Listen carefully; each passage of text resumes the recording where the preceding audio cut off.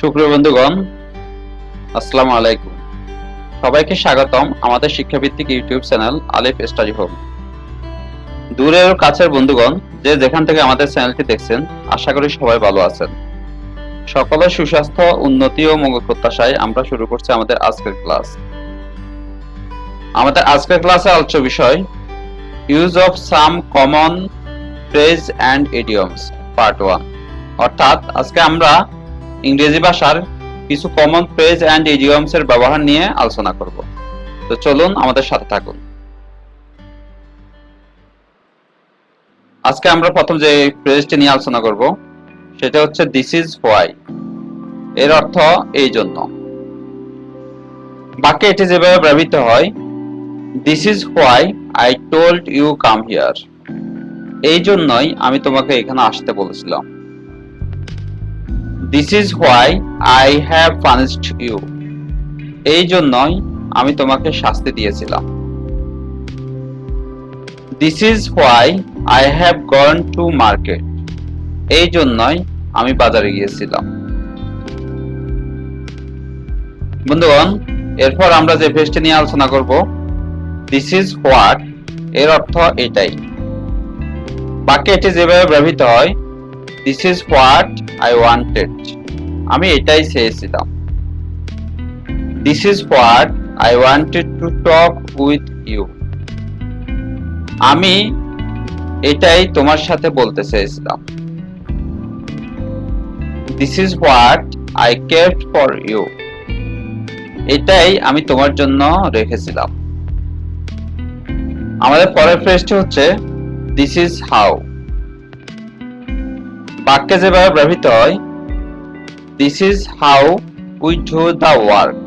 আমরা এইভাবে কাজটি করি। This is how we work here. আমরা এইভাবে এখানে কাজ করি। This is how we get the news. আমরা এইভাবে তথ্য পেয়ে থাকি। This is how we sell products. আমরা এইভাবে পণ্য বিক্রয় করি। আমাদের পরের ফ্রেজটি হচ্ছে ফর দিস হোয়াই। এই ফ্রেজটির অর্থ এই জন্য। বাক্যে এটি যেভাবে ব্যবহৃত হয়, for this why I told you come here. এই জন্যই আমি তোমাকে এখানে আসতে বলেছিলাম। For this why I have punished you. এই জন্যই আমি তোমাকে শাস্তি দিয়েছিলাম।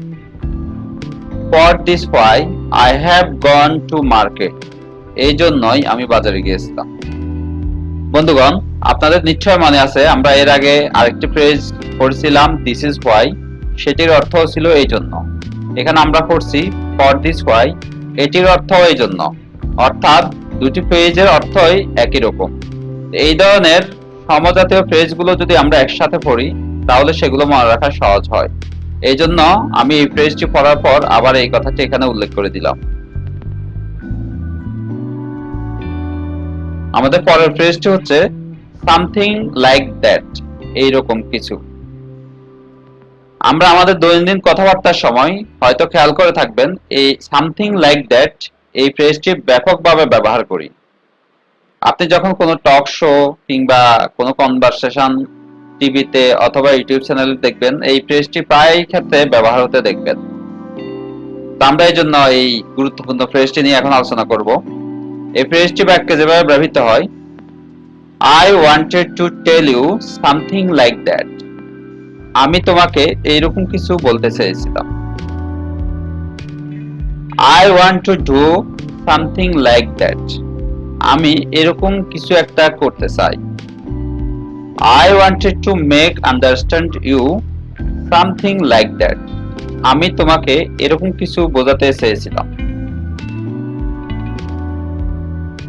এরপরের ফ্রেজটি হচ্ছে I want to know, অর্থ আমি জানতে চাই। বাকি এটি যেভাবে ব্যবহৃত হয়, I want to know about yourself. আমি তোমার সম্পর্কে জানতে চাই। I want to know about the matter. আমি বিষয়টি সম্পর্কে জানতে চাই। I want to know how to solve the issue. আমি জানতে চাই কিভাবে বিষয়টি সমাধান করতে হবে। এবার আমরা আলোচনা করব আফটার অল নিয়ে।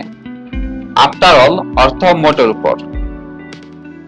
বাক্যে ব্যবহার: কোনো কিছু সম্পর্কে ভালো খারাপ সবকিছু বিবেচনা করার পরে চূড়ান্ত মন্তব্য করার ক্ষেত্রে এই ফ্রেজটি ব্যবহার করা হয়।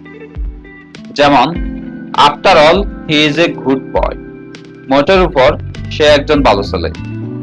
ধরুন, কোন এক আলোচনায় আপনারা কোন একজন ছেলে সম্পর্কে আলোচনা করতেছেন।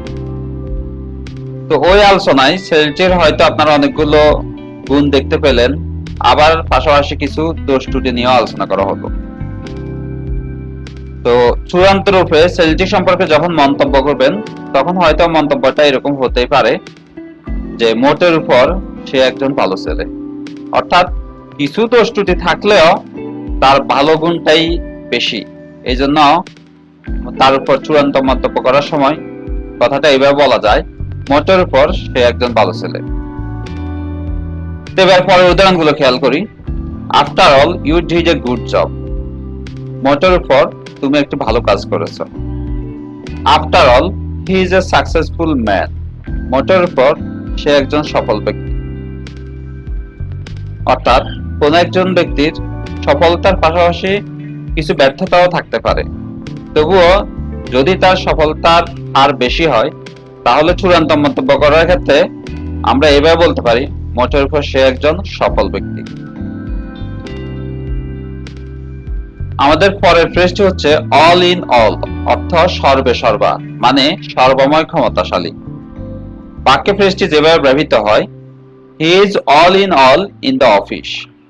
অফিসের মধ্যে সেই হলো সর্বে সর্বা। অর্থাৎ অফিসের সবকিছু তিনিই নিয়ন্ত্রণ করেন। অফিস সম্পর্কে যে কোনো চূড়ান্ত সিদ্ধান্ত তিনিই নিতে পারেন। এই ধরনের কোনো কিছু বোঝানোর ক্ষেত্রে এই ফ্রেজটি ব্যবহার করা যাইতে পারে। Sheikh Hasina is all in the parliament. সংসদে শেখ হাসিনাই সর্বে সর্বা। অর্থাৎ সংসদে মন্ত্রী, এমপি, চিফ হুইপ, বিরোধী দলীয় চিফ হুইপ, স্পিকার সহ অনেকে থাকলেও সেখানে চূড়ান্ত মর্যাদা, চূড়ান্ত ক্ষমতা কিন্তু প্রধানমন্ত্রী হিসাবে শেখ হাসিনারই। তো এই জন্য এই বিষয়টাকে আমরা এইভাবে ইংরেজিতে বর্ণনা করতে পারি, Sheikh Hasina is all in the parliament. সংসদে শেখ হাসিনাই সর্বে সর্বা। DC is all in a district. জেলা প্রশাসক হলেন একটি জেলার সর্বে সর্বা ব্যক্তি।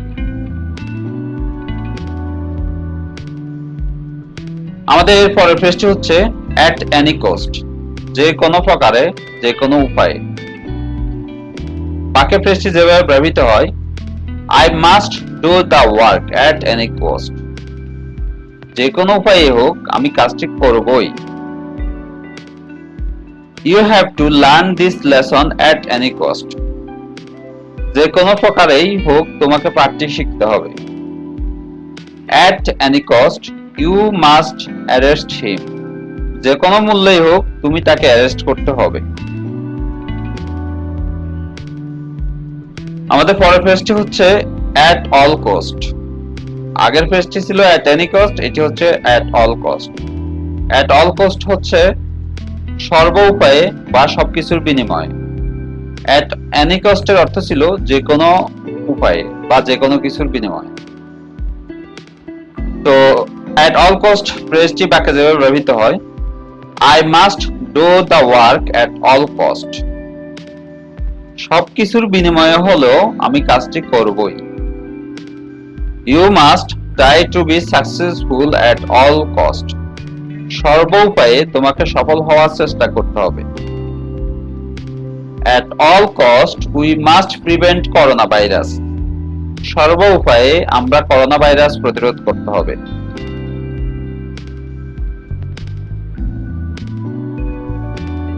আমাদের পরের ফ্রেজটি হচ্ছে বিয়ার ইন মাইন্ড, মনে রাখা বা স্মরণে রাখা। বাক্যে যেভাবে ফ্রেজটি ব্যবহৃত হয়, you should bear in mind the matter. বিষয়টি তোমার মনে রাখা উচিত। I will bear in my mind about your help. আমি তোমার উপকারের কথা মনে রাখবো বা তোমার উপকারের কথা আমার মনে থাকবে। India should bear in mind what we gave him. আমরা ভারতকে যা দিয়েছি ভারতের তা মনে রাখা উচিত। আমাদের পরের পৃষ্ঠা হচ্ছে হাই টাইম, অর্থ উপযুক্ত সময়।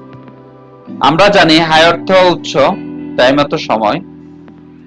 অর্থ অনুযায়ী হওয়ার কথা ছিল উচ্চ সময়, কিন্তু যেহেতু এটি একটি ফ্রেজ, এজন্য এর অর্থ সবসময় শাব্দিক অর্থ অনুযায়ী হবে না, এর অর্থ একটি ভিন্নধর্মী হতে পারে। তো এখানে হাই টাইম অর্থ হচ্ছে উপযুক্ত সময়। বাক্যে যেভাবে ব্যবহৃত হয়, this is high time to catch him, তাকে ধরার এটাই উপযুক্ত সময়। It is high time to do the work, কাজটি করার জন্য এটাই উপযুক্ত সময়। It is high time for you to prepare yourself, তোমার নিজেকে প্রস্তুত করার জন্য এটাই উপযুক্ত সময়। আমাদের পরের পৃষ্ঠা হচ্ছে পয়েন্ট অফ ভিউ, দৃষ্টিকোণ। বাক্যে যেভাবে এটি ব্যবহৃত হয়, from the point of my view you did the right job, আমার দৃষ্টিকোণ থেকে তুমি সঠিক কাজটি করেছো। From the point of your view it may be wrong, তোমার দৃষ্টিকোণ থেকে এটা ভুল মনে হতে পারে। From the point of his view it is good, তার দৃষ্টিকোণ থেকে চিন্তা করলে এটা ঠিক আছে। আমাদের পরের পৃষ্ঠা হচ্ছে অন দ্য আদার হ্যান্ড, এর অর্থ হচ্ছে অপরদিকে। বন্ধুগণ, আপনারা নিশ্চয়ই জানেন অন দ্য আদার হ্যান্ড ফ্রেজটিও ব্যাপকভাবে আমরা আমাদের দৈনন্দিন কথাবার্তায় ব্যবহার করে থাকি। তো বাক্যে এটি যেভাবে ব্যবহৃত হয়, সাধারণত দুটি বিষয়ের পার্থক্য বা বিপরীতমুখী অবস্থান বোঝাতে এই ফ্রেজটি ব্যবহৃত হয়। চলুন তাহলে জেনে নিই দুই একটি উদাহরণ সম্পর্কে। সিলেট ইজ ফেমাস ফর মাজার, on the other hand Dhaka is famous for বাজার। অর্থ, সিলেট মাজারের জন্য বিখ্যাত, অন্যদিকে ঢাকা বাজারের জন্য বিখ্যাত। আমি আবার বলছি, সিলেট ইজ ফেমাস ফর মাজার, on the other hand Dhaka is famous for বাজার। অর্থ, সিলেট মাজারের জন্য বিখ্যাত, অন্যদিকে ঢাকা বাজারের জন্য বিখ্যাত। You are a sweet girl, on the other hand I am a naughty boy. তুমি হলে মিষ্টি মেয়ে, অন্যদিকে আমি হলাম দুষ্ট ছেলে। আমাদের পরের পৃষ্ঠা হচ্ছে ইন দ্য মিন টাইম, এর অর্থ হচ্ছে ইতিমধ্যে। এটি বাক্যে যেভাবে ব্যবহৃত হয়, সাধারণত দুটি কাজের মধ্যবর্তী সময়ে কিছু করার ক্ষেত্রে এই ফ্রেজটি ব্যবহৃত হয়। যেমন, you can go for eating, in the mean time I will complete the work. তুমি এখন খেতে যাও, আমি ইতিমধ্যে কাজটি সেরে ফেলি। I am coming soon, in the mean time please hire a taxi for me. আমি দ্রুত আসতেছি, ইতিমধ্যে আমার জন্য একটি ট্যাক্সি দেখো। বন্ধুগণ, আমাদের আজকের আলোচনা পর্যন্তই। আমরা এইভাবে ইংরেজি ব্যাকরণের আরো কিছু ভোকাবুলারি নিয়ে ধারাবাহিকভাবে পরবর্তী পর্বসমূহে আলোচনা করে যাব।